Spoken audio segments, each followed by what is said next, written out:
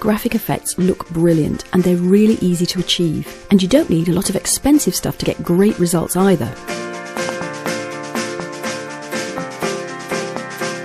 For the headboard graphic, measure and mark the height and width on the wall.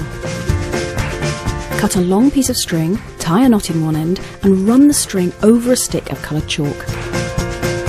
Line up the knotted end to one of the top corners and pull it tight to meet the other, then snap.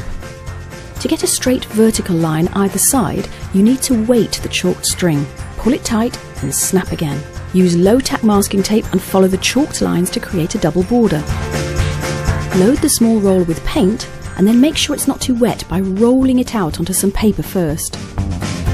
Carefully fill in the lines and remove the tape. And if any paint has crept underneath, mask over the line and use some of the background wall colour on a bit of sponge to cover it up.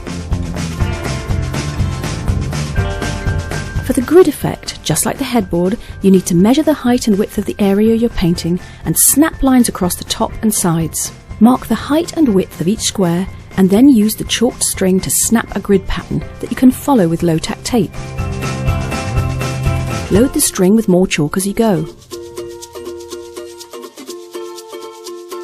Stick low-tack masking tape just above and below the chalked line to leave around a 5mm gap.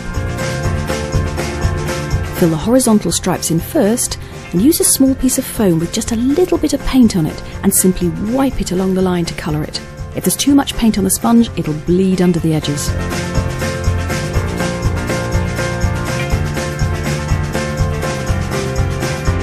Finish off with the vertical stripes and then stand back and admire your brilliant work.